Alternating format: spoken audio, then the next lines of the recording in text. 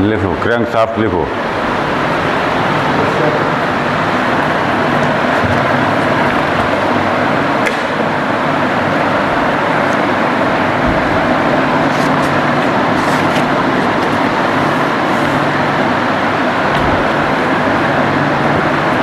यह draft फोर्जड steel या विशेष अवस्थाओं में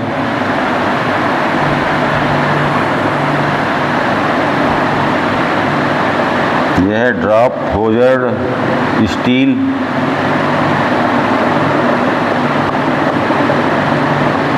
या विशेष अवस्थाओं में कास्ट स्टील की बनी होती है। कौन सी स्टील की बनी होती है? ड्राफ्ट फोर्जड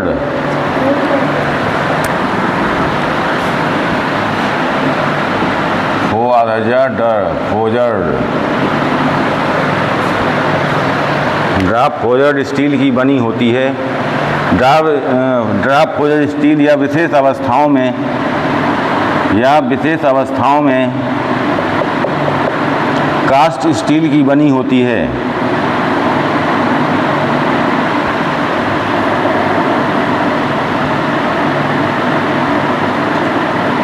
इसके बेयरिंग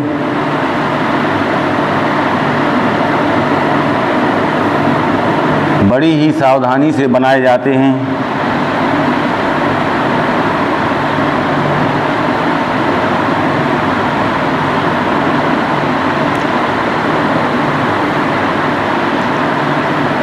वह बेयरिंग जहां पर क्रैंकशाफ्ट रखी जाती है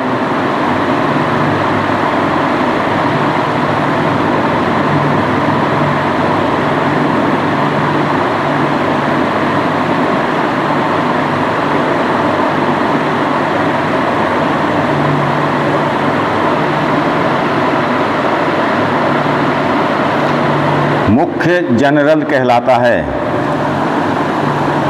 मुख्य जनरल कहलाता है।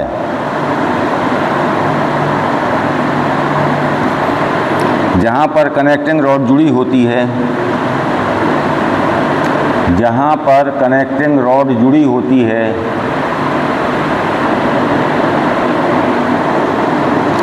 क्रैंक जनरल कहलाता है।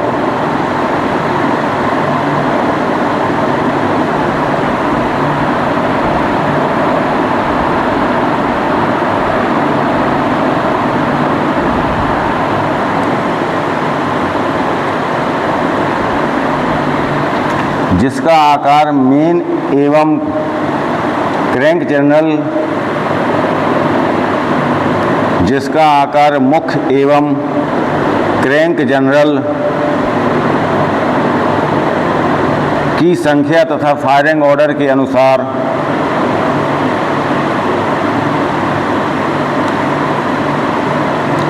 क्रैंक जनरल की संख्या तथा फायरिंग ऑर्डर के अनुसार विभिन्न इंजनों में भिन्न भिन्न होता है।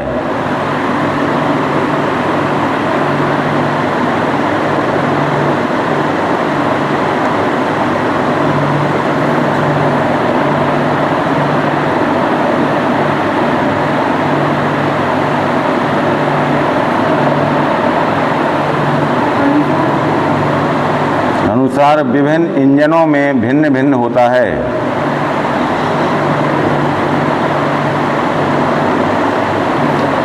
एक से अधिक सिलेंडर वाले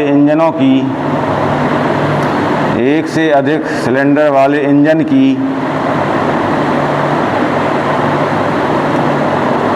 क्रैंकशाफ्ट को संतुलन में रखने के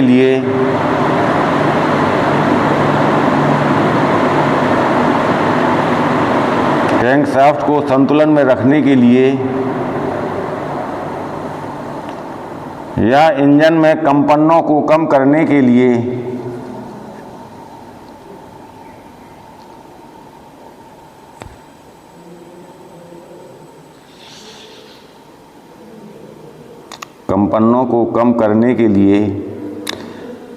प्रत्येक क्रैंक जनरल के सामने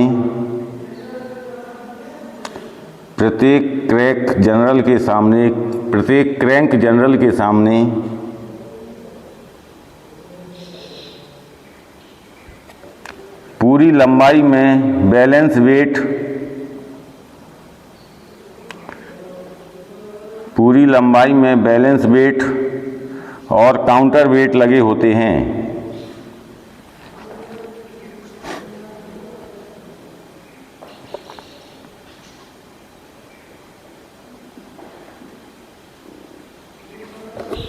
इनका मुख्य कार्य पश्चाग्र गति को, इनका मुख्य कार्य पश्चाग्र गति को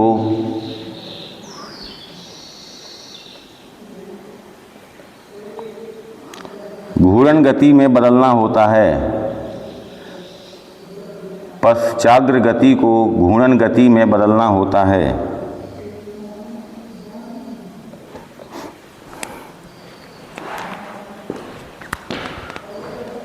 दूसरे को गति पालक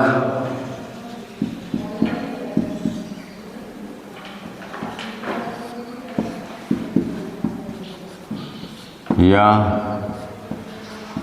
फ्लाई व्हील,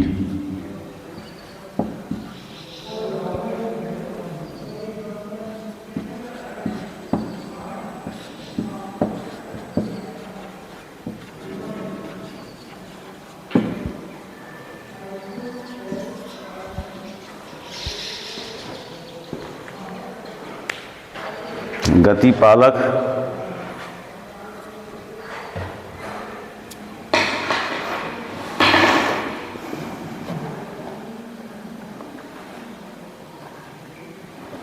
यह कास्ट आयरन का बना होता है।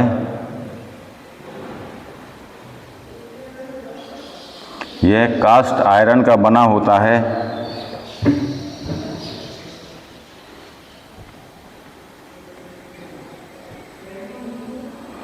इसे क्रैंकशाफ्ट के सिरे से जोड़ा जाता है।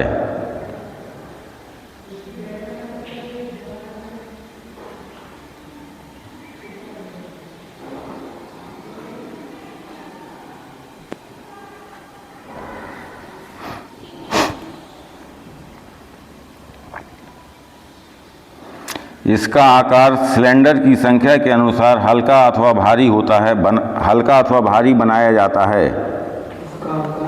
इसका आकार सिलेंडर की संख्या के अनुसार,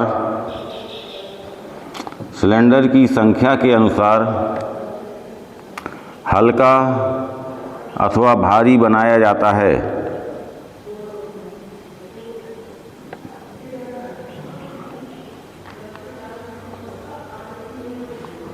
फ्लाई व्हील का मुख्य कार्य,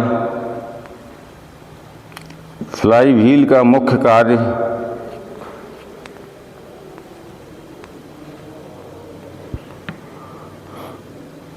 जब पिस्टन को शक्ति नहीं मिलती, फ्लाई व्हील का मुख्य कार्य जब पिस्टन को शक्ति नहीं मिलती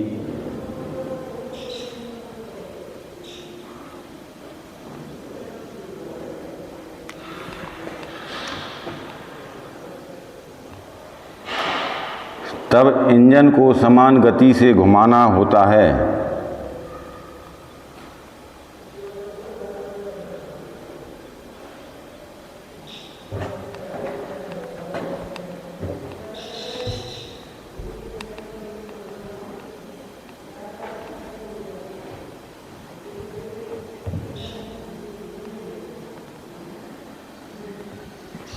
इसकी परिधि पर कटे गियर दांते, इसकी परिधि पर कटे गियर दांते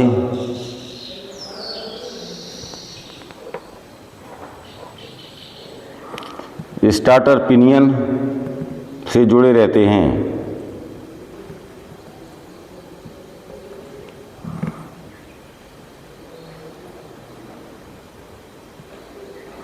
तथा फ्लाई व्हील पर इंजन टाइमिंग भी लिखी होती है।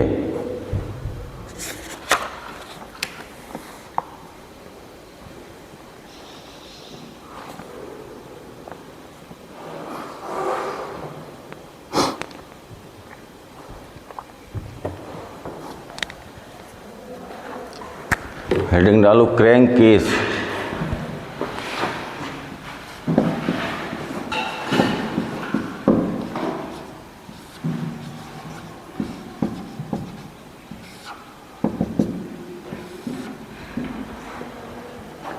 केस वाला सा है, क्रैंक केस है।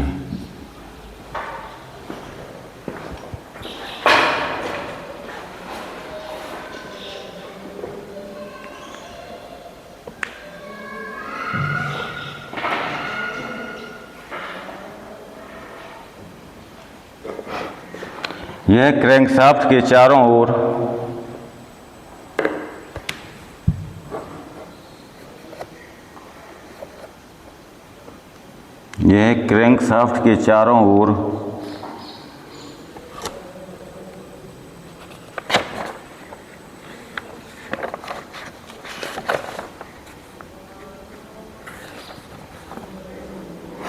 कास्ट आयरन या कास्ट एल्युमिनियम का बना होता है।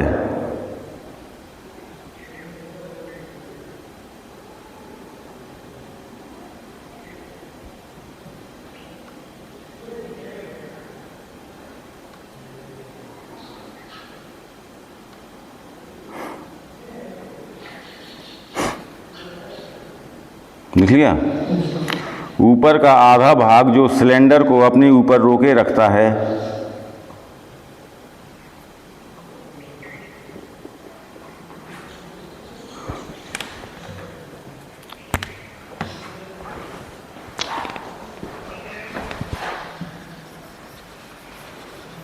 Upper half crank case, upper half crank case कहलाता है।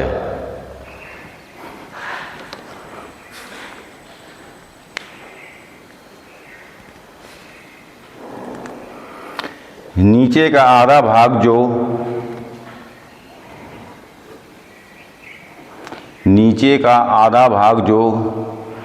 क्रैंकशाफ्ट को धूल आदि से बचाता है,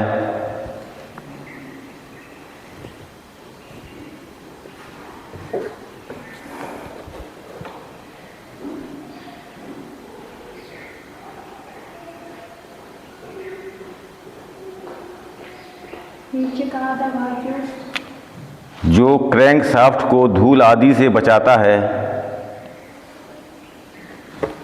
लोअर हाफ क्रैंक केस कहलाता है। लोअर हाफ क्रैंक केस कहलाता है।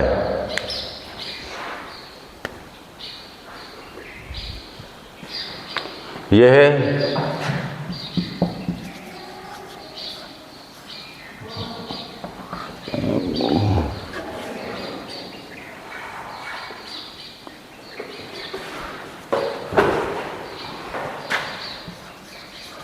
मोवी ऑयल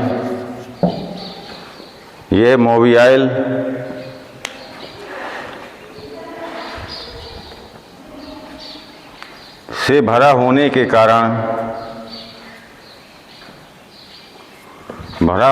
कारण रिजर्वर RESCR VIOUR रिजर्वर कहलाता है।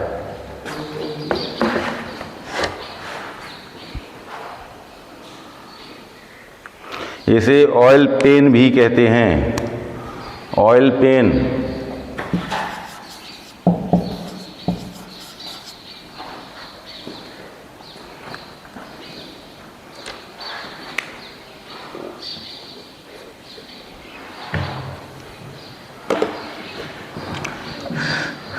चार स्ट्रोक वाले इंजन में खुले क्रैंककेस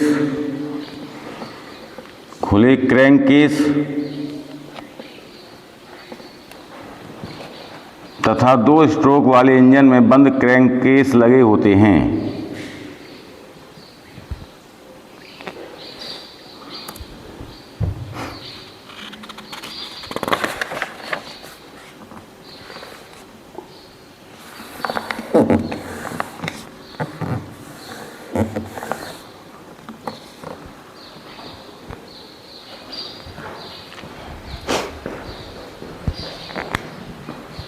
नेक्स्ट लिखो बाल्व।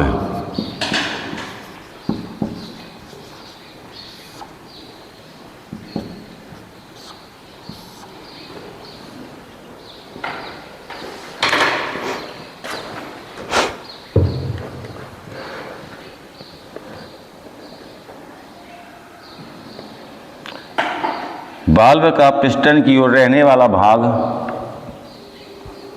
वाल्व का पिस्टन की ओर रहने वाला भाग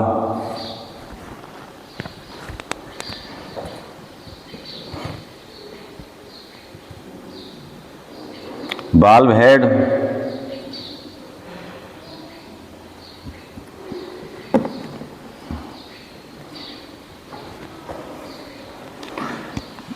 वाल्व हेड तथा दूसरी ओर का भाग वाल्व स्टेम कहलाता है।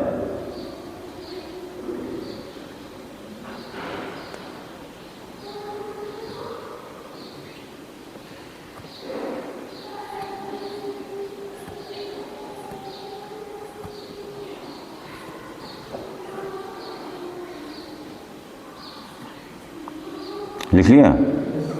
वाल्व हेड के बगल वाला भाग फेस कहलाता है।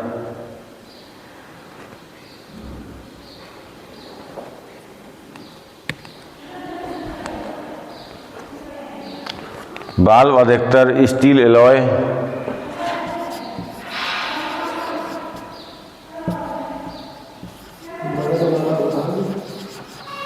फेस कहलाता है, FACE, फेस कहलाता है।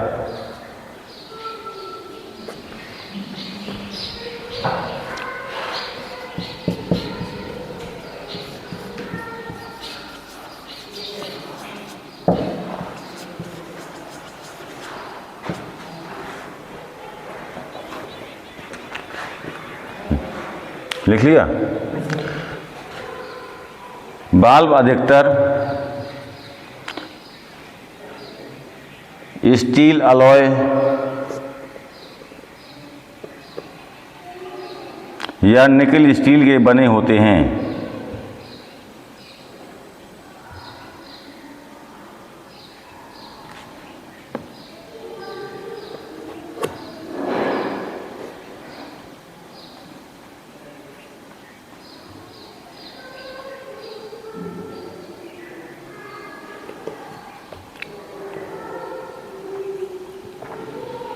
वाल्व कॉमा सीट पर स्प्रिंग द्वारा बैठाए जाते हैं।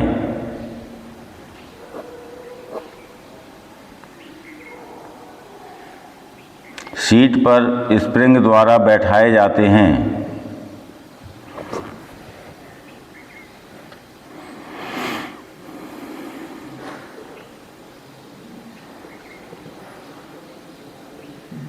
लीकेज होने पर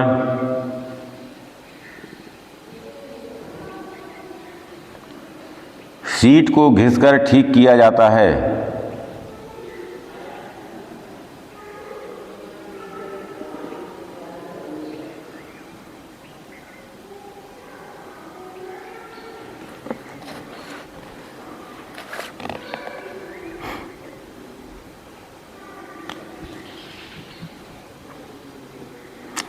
क्रैंकशाफ्ट पर ईंधन पंप को चलाने हेतु क्रैंकशाफ्ट पर ईंधन पंप को चलाने हेतु एक उपकेंद्रक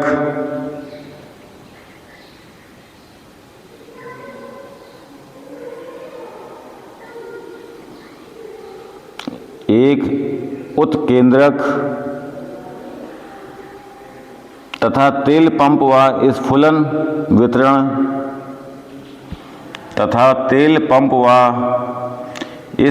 वितरण को चलाने हेतु एक गियर लगा होता है।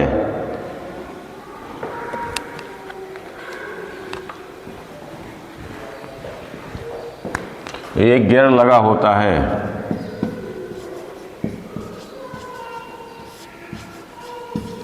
वाल्व की देखभाल।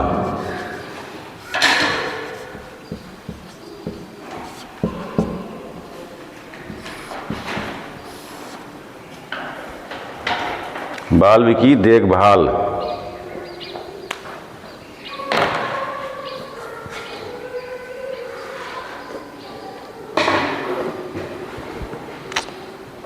नंबर 1,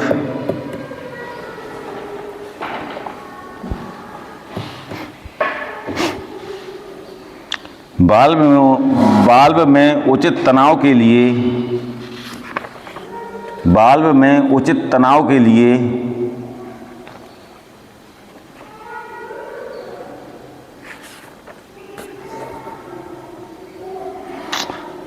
उसमें लगे स्प्रिंग का बीच बीच में परीक्षण करते रहना चाहिए।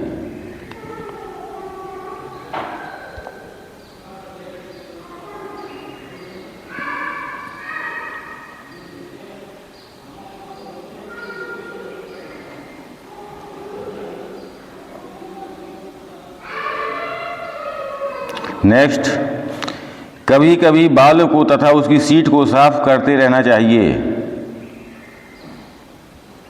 साफ करते रहना चाहिए या साफ करना चाहिए। कभी कभी वाल्व को तथा उसकी सीट को साफ करते रहना चाहिए।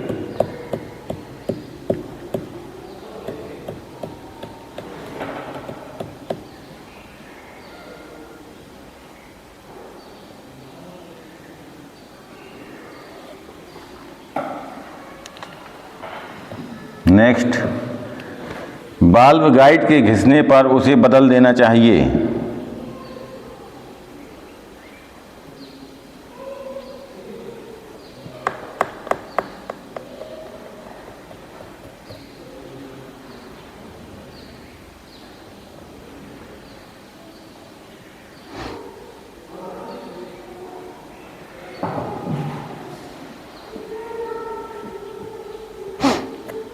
नेक्स्ट, वाल्व फेस एवं सीट की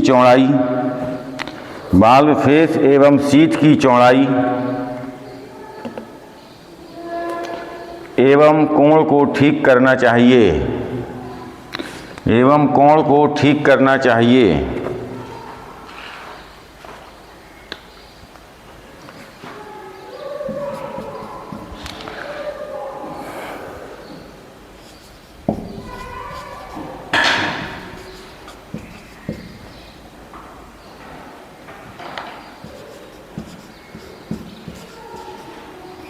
वाल्व क्लीयरेंस,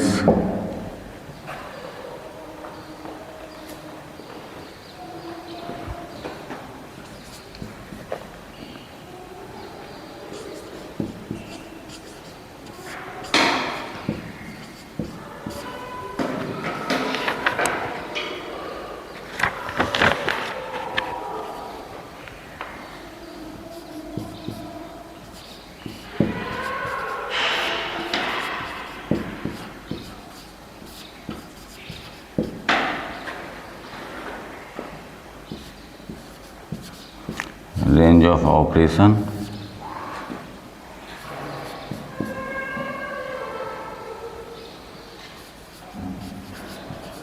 दहन क्रम।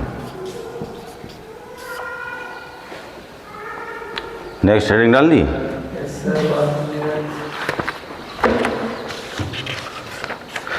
लिखो वाल्व क्लीयरेंस, वह रिक्त स्थान जो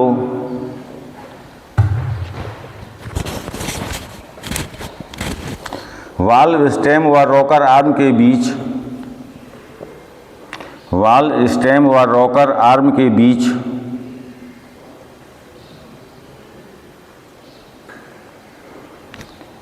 या वाल्व स्टेम या पुश रॉड के बीच छोड़ा जाता है।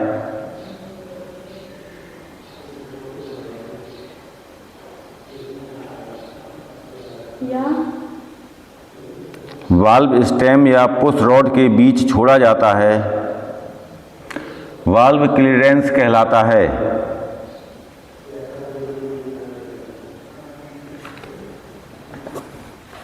यह स्थान प्रायः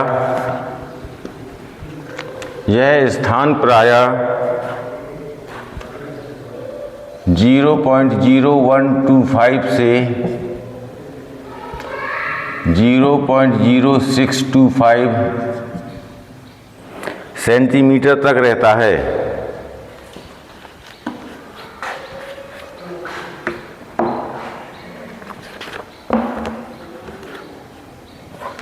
यह रिक्त स्थान इसलिए छोड़ा जाता है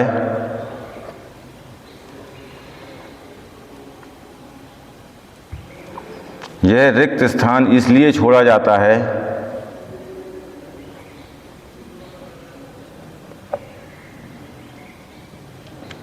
जिससे कि वाल्व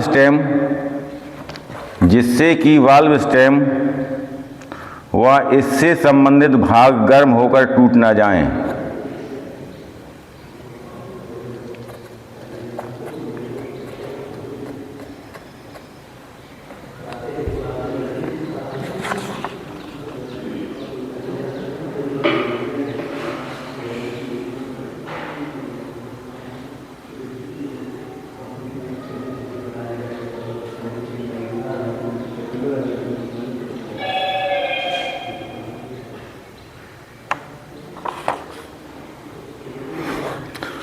नेक्स्ट हेडिंग डालो, वाल्व काल।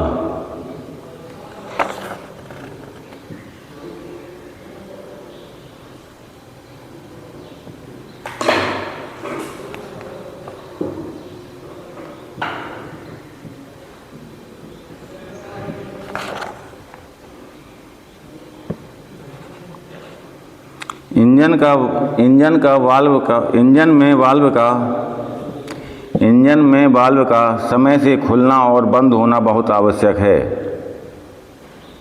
इंजन में वाल्व का समय से खुलना और बंद होना बहुत आवश्यक है।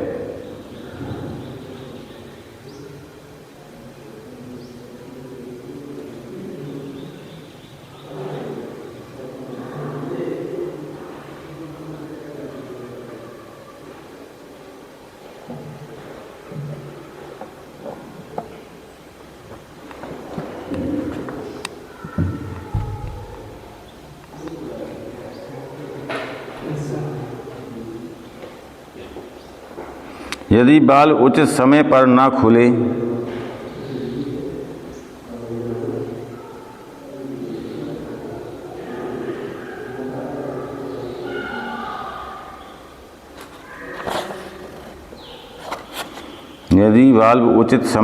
खुले या बंद ना हो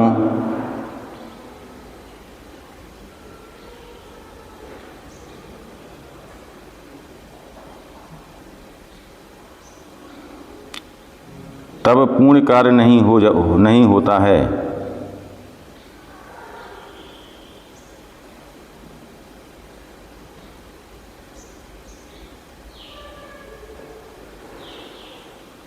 और कंपैरिजन स्ट्रोक में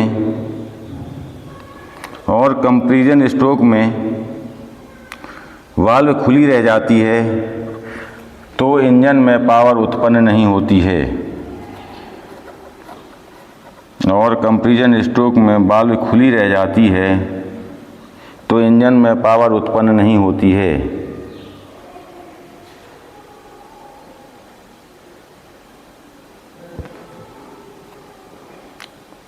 inlet valve top dead centre में खुलने के पश्चात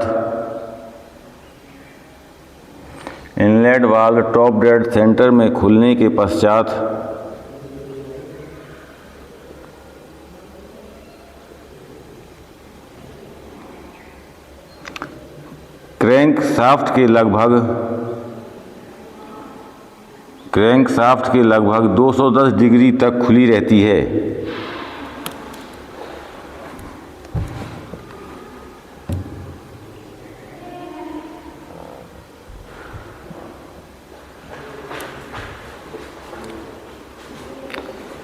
इसके बाद दोनों वाल्व कंपैरिजन व पावर स्ट्रोक के समय बंद रहते हैं। इसके पश्चात दोनों वाल्व कंपैरिजन व पावर स्ट्रोक के समय बंद रहते हैं।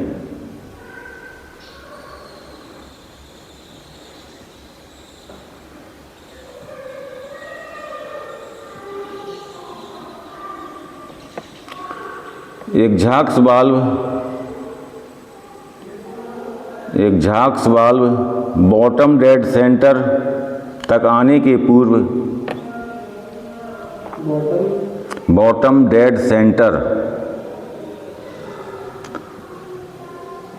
BDC बॉटम डेड सेंटर तक आने के पूर्व क्रैंकशाफ्ट के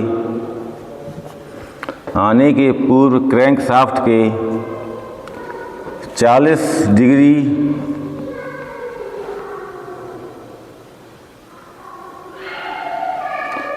डिग्री खुल जाती है तथा टॉप डेड सेंटर के टॉप डेड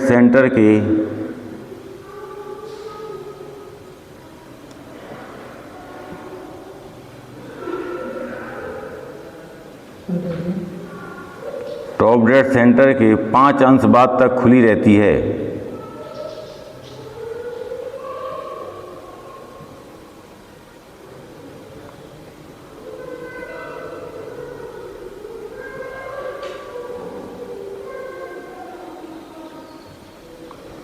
हो गया।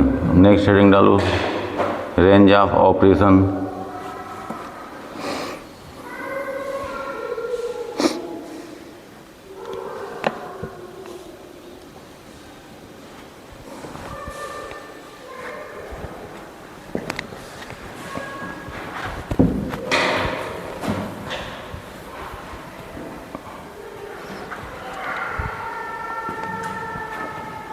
लिख लिया? लिखो, किसी भी वाल्व के खुलने से उसके बंद होने तक, किसी भी वाल्व के खुलने से उसके बंद होने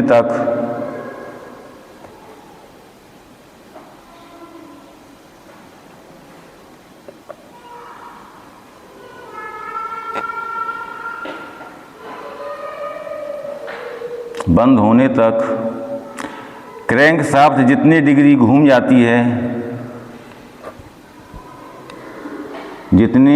क्रैंकशाफ्ट जितनी डिग्री घूम जाती है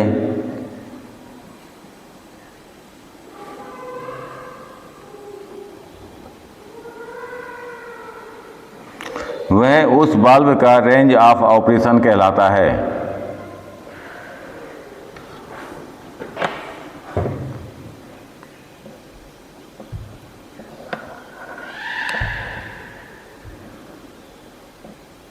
यह इनटेक वाल्व का 210 डिग्री, यह इनटेक वाल्व का 210 डिग्री तथा एग्जॉस्ट वाल्व का 225 डिग्री होता है।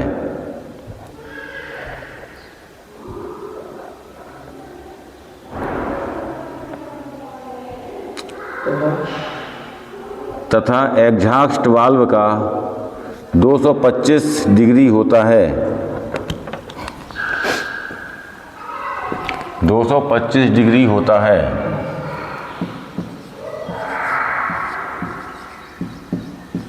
नेक्स्ट हेडिंग डालो। सर हमने लिखी नहीं हम। तुम्हें जाना है, जाओ।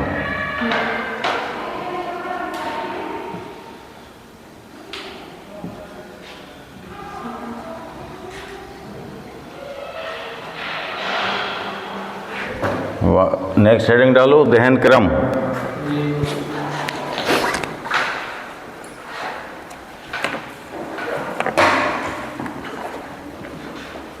दहन क्रम वे इंजन जिनमें एक से अधिक सिलेंडर होते हैं,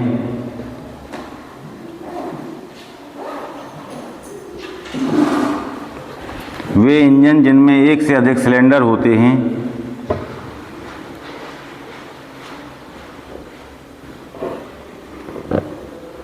उनमें जिस क्रम से पावर स्ट्रोक होते हैं, उनमें जिस क्रम से पावर स्ट्रोक होते हैं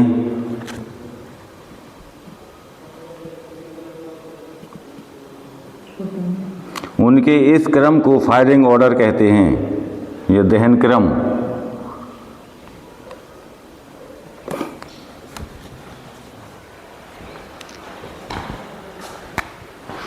को फायरिंग ऑर्डर भी कहते हैं। FIRING firing order.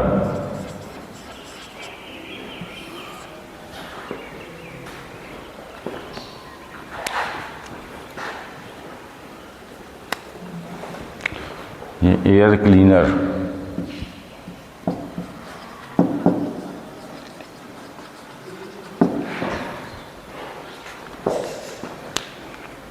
लिख लिया, फायरिंग ऑर्डर कहते हैं।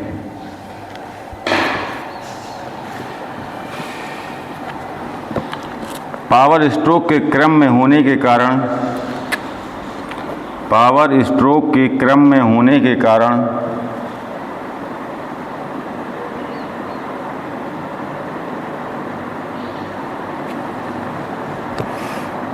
इंजन में उत्पन्न होने वाले वाइब्रेशन बैलेंस हो जाते हैं। इंजन में उत्पन्न होने वाले वाइब्रेशन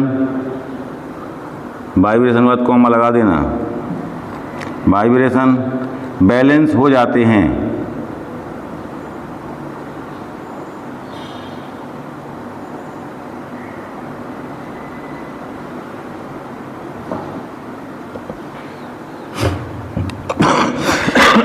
यदि 4 सिलेंडर का फायरिंग ऑर्डर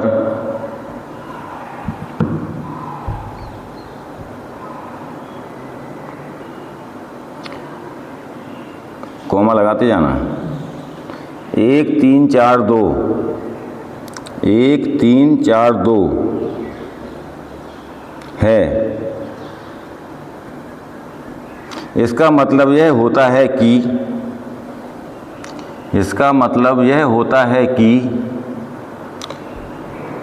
सबसे पहले पावर स्ट्रोक प्रथम सिलेंडर में,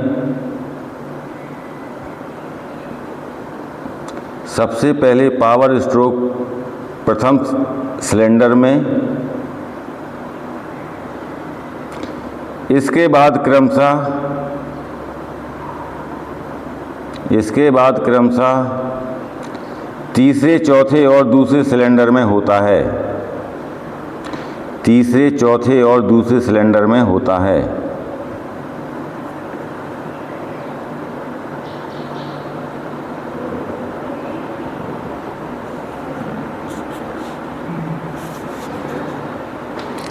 नेक्स्ट लिखो वायु शोधक।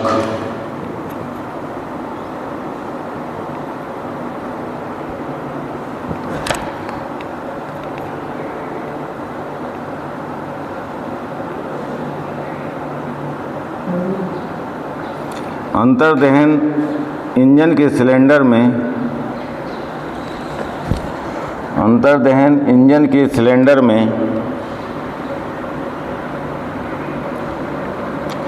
वायु या वायु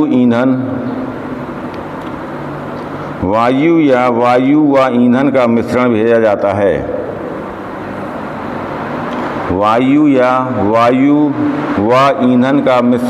जाता है।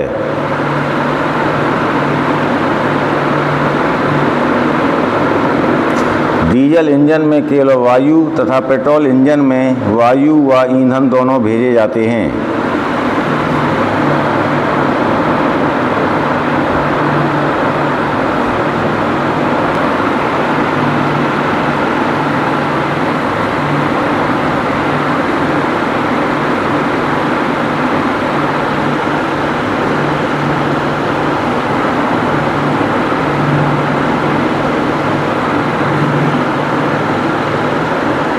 तथा वायु व ईंधन के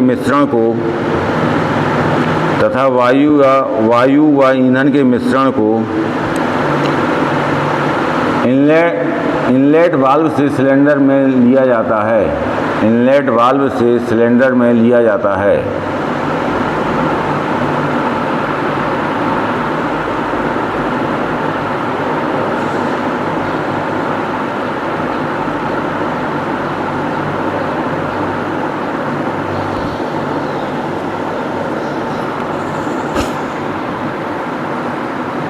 लिखिए, मिश्रण के रूप में जाने वाली वायु का शुद्ध होना अति आवश्यक है।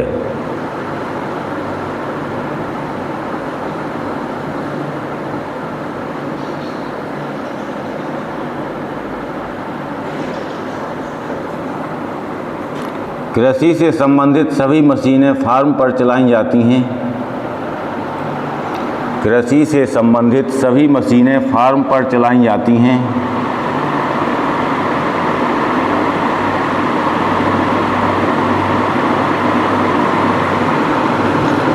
फार्म पर वायु में धूल का होना स्वाभाविक है। फार्म पर वायु में धूल का होना स्वाभाविक है।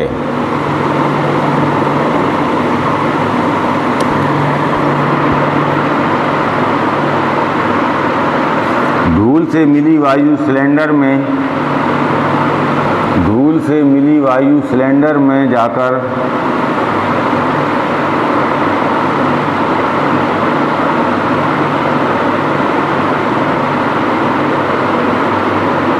पिस्टन, सिलेंडर तथा पूर्ण मशीन को नष्ट कर सकती है।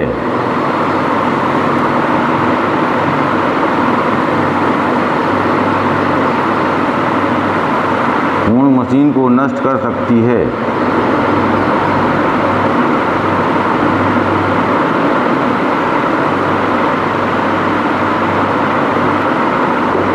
जिससे इंजन की दक्षता व आयु दिन प्रतिदिन घटती जाती है। जिससे इंजन की दक्षता व आयु दिन प्रतिदिन घटती जाती है।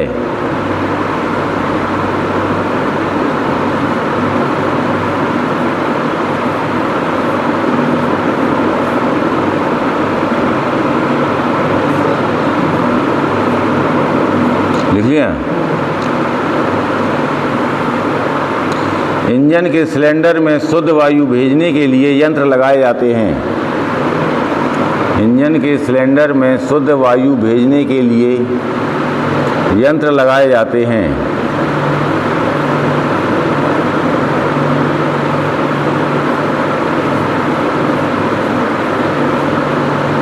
ऐसे यंत्र जो इंजन के सिलेंडर में शुद्ध वायु भेजते हैं, ऐसे यंत्र जो इंजन के सिलेंडर में शुद्ध वायु भेजते हैं,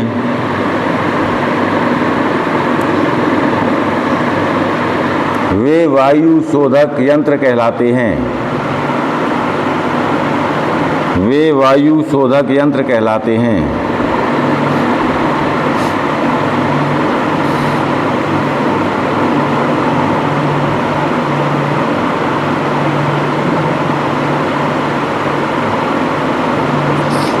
अब लिखो वायु शोधक के गुण। वायु शोधक के गुण।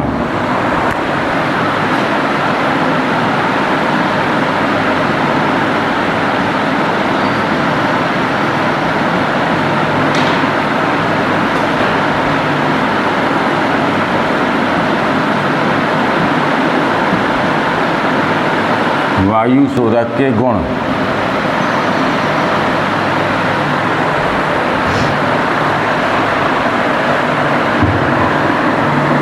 अच्छे वायु शोधक में निम्नलिखित गुण होते हैं।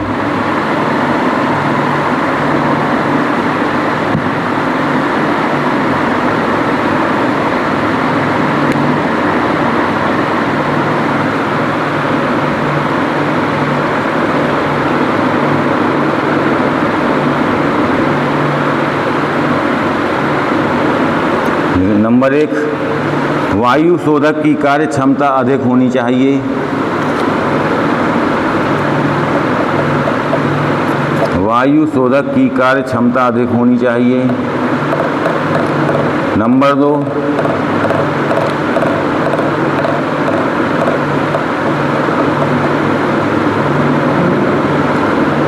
देखभाल की आवश्यकता कम होनी चाहिए।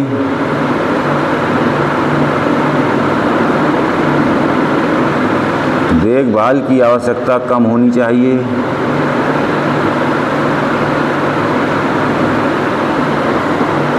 वायु के प्रवेश में किसी प्रकार की रुकावट नहीं होनी चाहिए। वायु के प्रवेश में किसी प्रकार की रुकावट नहीं होनी चाहिए।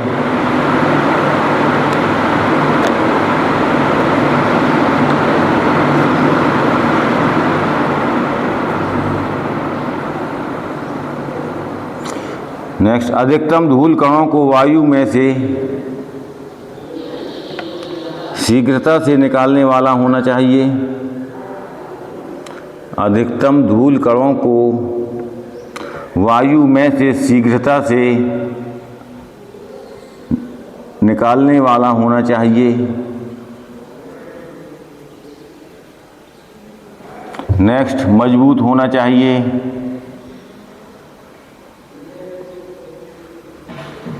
नेक्स्ट, बनावट में सुगम होना चाहिए। बनावट में सुगम होना चाहिए।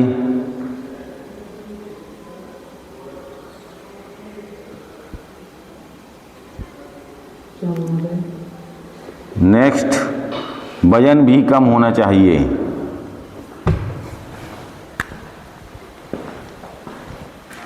है आपकी वायु शोधक की किस्में।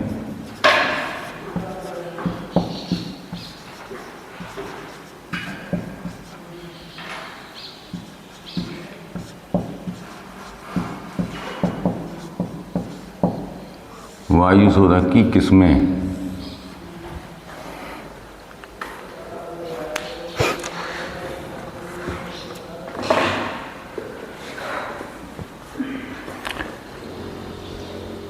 नंबर 1, सूखे हवा शोधक।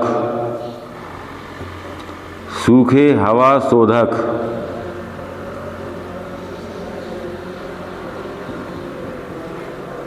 नंबर 2, तेल में भीगा वायु शोधक।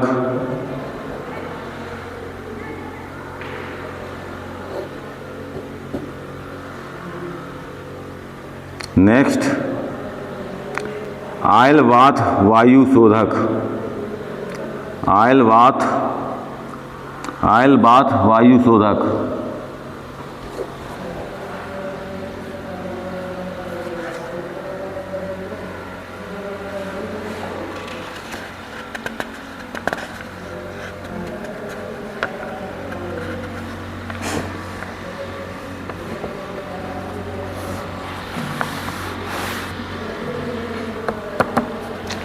नेक्स्ट हेडिंग डालो, इंजन की शीतलन प्रणाली।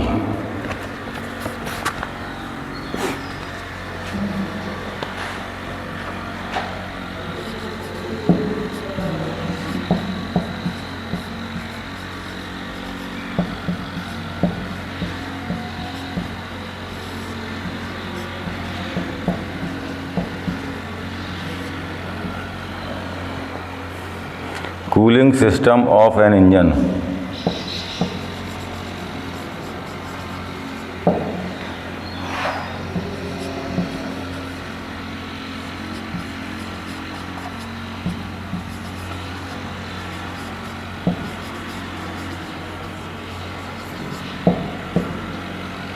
Cooling system of an engine.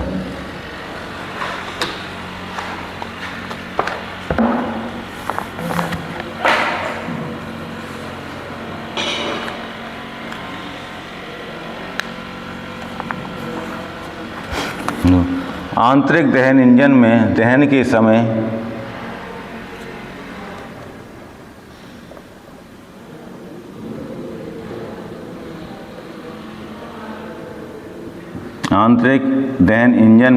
के समय गैसों के जलने का ताप लगभग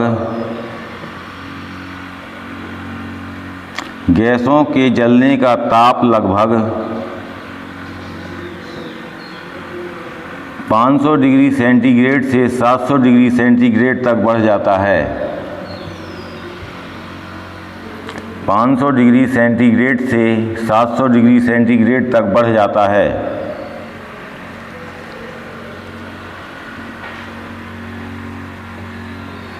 इंजन में ऊष्मा ऊर्जा का केवल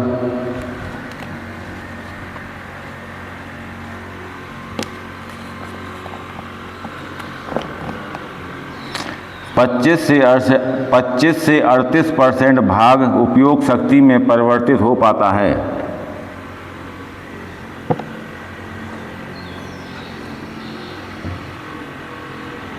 25 से 38% भाग उपयोग शक्ति में परिवर्तित हो पाता है। वह लगभग 2/3 भाग जली गैसों के साथ बाहर निकल जाता है। वह लगभग 2/3 भाग जली गैसों के साथ बाहर निकल जाता है।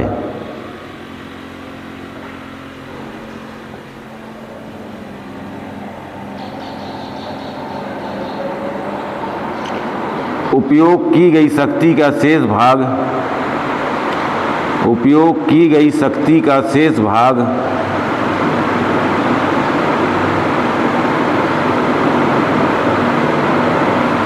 इंजन के भागों को गर्म कर देता है।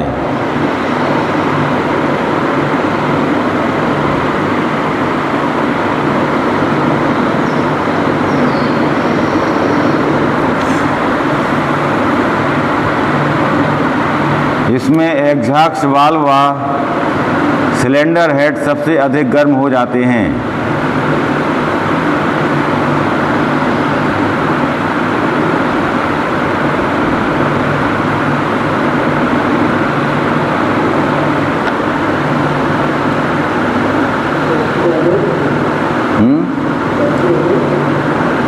सबसे अधिक एग्जॉस्ट वाल्व व सिलेंडर हेड सबसे अधिक गर्म हो जाते हैं।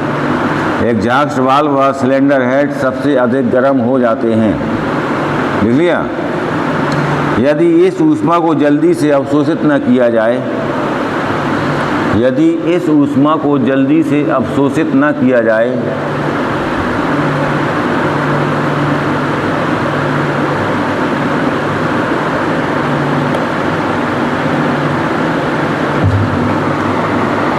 तो इंजन का दहन कक्ष ऊष्मा के कारण लाल हो सकता है। दहन कक्ष ऊष्मा के कारण लाल हो सकता है।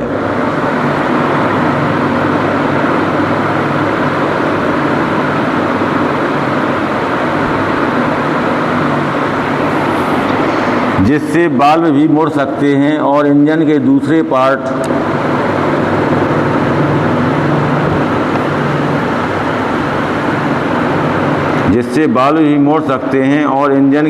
पार्ट ऊष्मा के कारण फैलकर इंजन को जकड़ सकते हैं।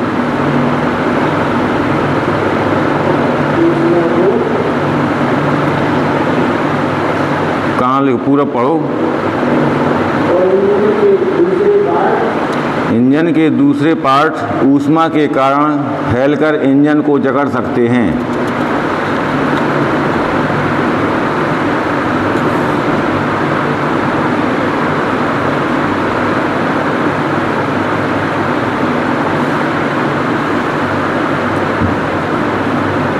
स्नेहन प्रणाली का स्नेहन तेल जल जाएगा। स्नेहन प्रणाली का स्नेहन तेल जल जाएगा।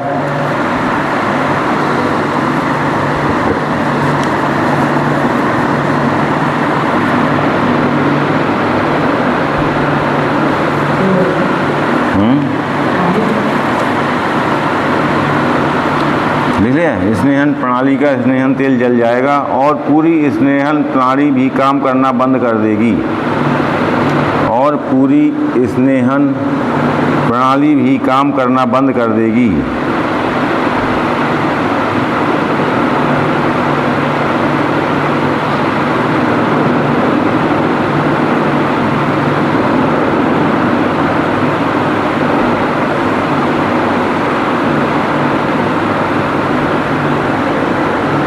लिख लिया।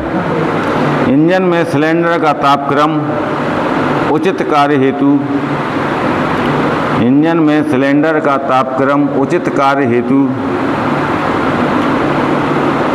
70 डिग्री सेंटीग्रेड से 90 डिग्री सेंटीग्रेड तक होना चाहिए।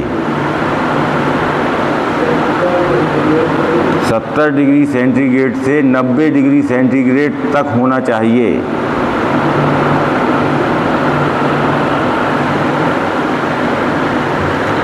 शीतलन प्रणाली से इंजन ना तो बहुत ठंडा होता है,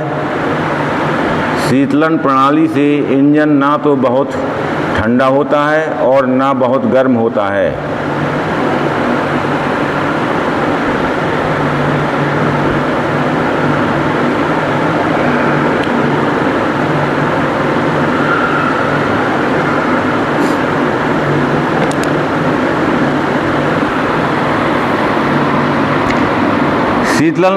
शीतलन प्रणाली इतनी दक्ष होनी चाहिए कि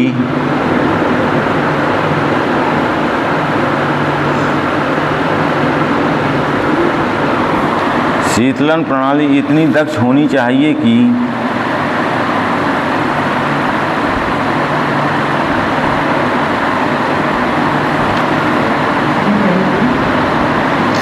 कुल ऊष्मा का 35% भाग अवशोषित कर सके या शोषित कर सके। कुल ऊष्मा का 35% भाग शोषित कर सके या अवशोषित कर सके।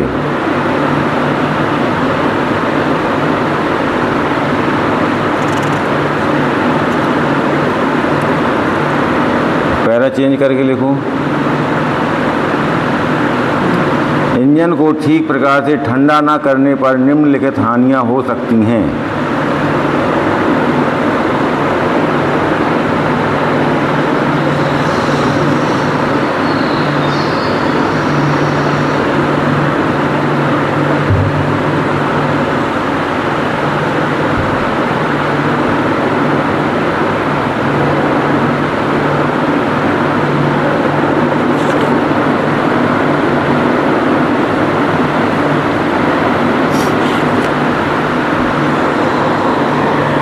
नंबर 1, ईंधन पहले ही जलना आरंभ हो जाता है। ईंधन पहले ही जलना आरंभ हो जाता है।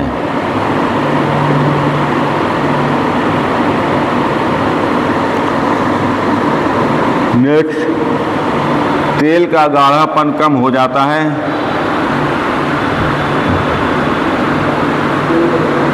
तेल का गाढ़ापन कम हो जाता है, जिससे चिकनाहट नष्ट हो जाती है।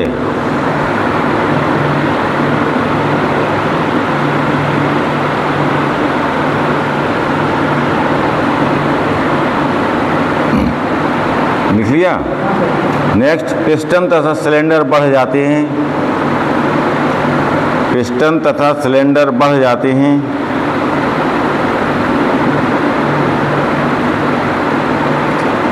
जिससे इंजन का चलना ही बंद हो जाता है।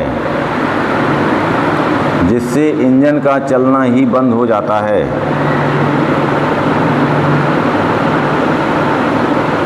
नेक्स्ट, इंजन की कार्य क्षमता बहुत घट जाती है।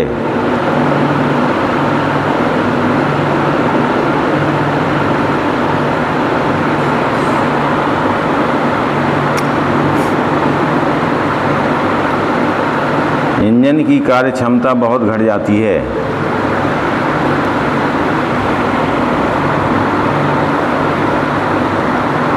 पहला चेंज करके लिखो। निम्नलिखित विधियों द्वारा अंतर्दहन इंजन को ठंडा किया जाता है। निम्नलिखित विधियों द्वारा अंतर्दहन इंजन को ठंडा किया जाता है।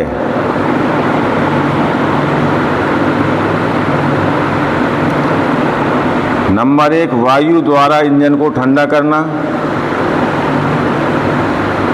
वायु द्वारा इंजन को ठंडा करना।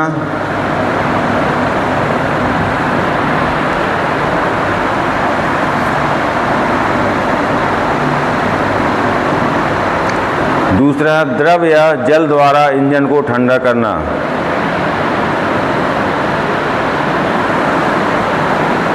द्रव या जल द्वारा इंजन को ठंडा करना।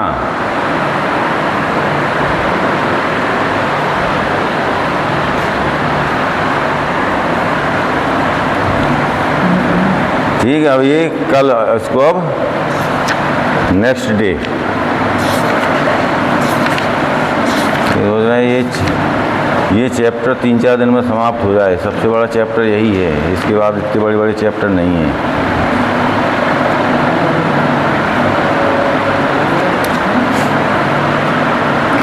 तुम्हारे 2 चैप्टर खत्म हो गए, तीसरा चैप्टर खत्म होने की कगार पे है। ठीक है।